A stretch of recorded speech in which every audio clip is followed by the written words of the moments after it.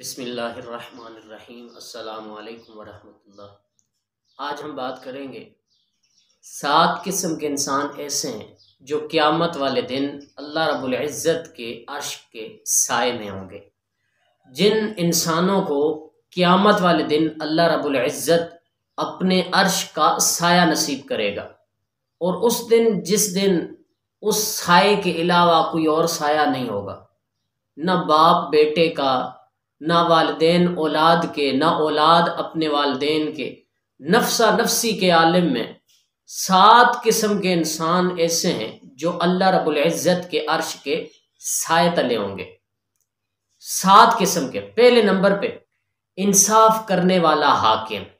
جس انسان کو سلطنت ملی، حکمرانی ملی، اس انسان نے اللہ رب العزت کا خوف اپنے دل میں رکھا اور ہر وقت ہر لمحے انصاف کا پابند رہا، قیامت کے دن اللہ رب العزت کے عرش کے سائے میں ہو۔ دوسرے نمبر پر وہ نوجوان جو اللہ کی عبادت میں جوان ہوا ہو، وہ اللہ رب العزت کے عرش کے سائے میں ہوگا، سبحان اللہ۔ تیسرے نمبر پر وہ شخص جس کا دل ہر وقت اللہ کی مسجد، اللہ کے گھر میں لگا رہتا ہے، سبحان اللہ، ہر وقت اللہ کے گھر میں اس کا دل لگا رہتا ہے۔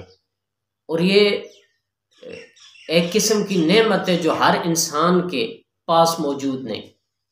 وہ ایک روایت ہمیں ملتی ہے، ایک واقعہ ہمیں ملتا ہے، کوئی ایک ظالم بے نمازی حاکم تھا، وہ اپنے غلام کو لے کر ایک سواری کے ساتھ یوں سفر پہ گیا، رستے میں ایک مسجد آئی، نماز کا وقت ہوا، غلام نمازی بھی تھا، عبادت گزار تھا، نیک بھی تھا۔ اس نے اپنے اس حاکم سے کہا کہ اگر اجازت ہو تو آپ کا غلام نماز پڑھنا چاہتا ہے۔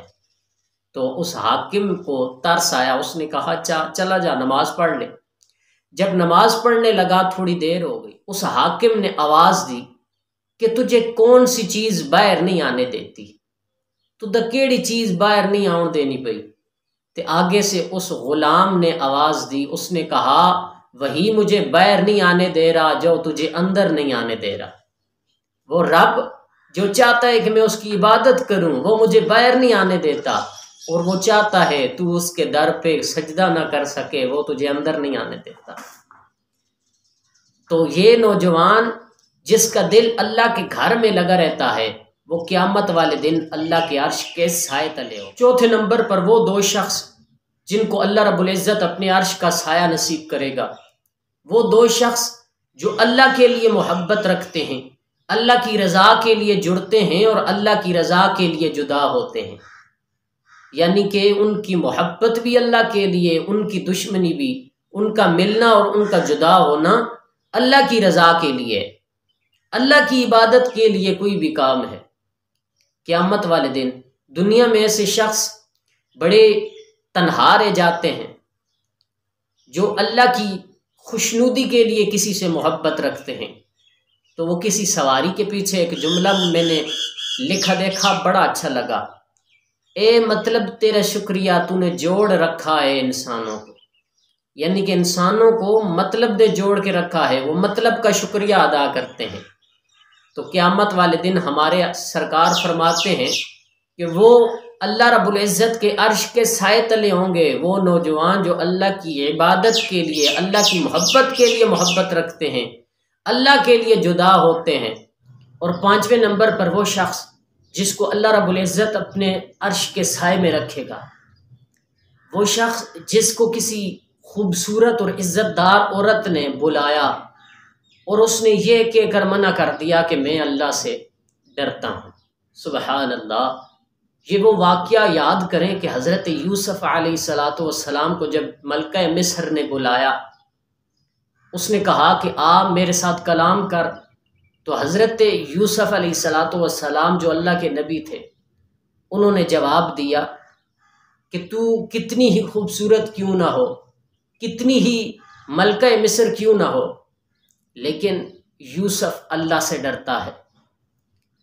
تو میرے آقا فرماتے ہیں اللہ رب العزت اس نوجوان کو، اس شخص کو اپنے عرش کا سایہ دے گا کہ جس نوجوان کو، جس شخص کو کسی عزت دار عورت نے بلایا اور اس نے یہ کہہ کر منع کر دیا کہ میں اللہ سے ڈرتا ہوں، سبحان اللہ۔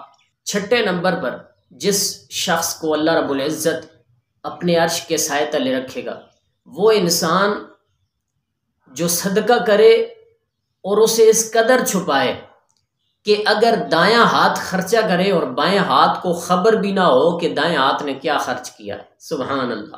اور ساتویں اور آخری نمبر پر جس انسان کو اللہ رب العزت اپنا عرش کا سایہ دے گا کہ وہ شخص جس نے تنہائی میں رب کو یاد کیا اور اس انسان کی آنکھوں سے آنسو بہنے لگ جائیں، سبحان اللہ، کہ تنہائی میں رب کو یاد کیا۔ اور یہاں پر فقہا نے ایک بات لکھی ہے، وہ فرماتے ہیں کہ اگر انسان چاہتا ہے کہ وہ اللہ کی بارگاہ میں آنسو بہائے، اگر وہ کوشش کرتا ہے اس کے باوجود اس کے آنسو نہیں نکل سکتے، کئی ایسے لوگ ہیں جن کے آنسو کم آتے ہیں، تو وہ رونے جیسا منہ بنا لے، تو اللہ رب العزت ان کی اس ادا کو بھی اپنی بارگاہ میں قبول فرما لے گا۔ اللہ رب العزت ہمیں سمجھ کی توفیق عطا فرمائے، ہمیں ان باتوں کو سمجھنے کی توفیق عطا فرمائے اور قیامت والے دن اپنے عرش کا سایہ نصیب فرمائے۔ جزاک اللہ خیر۔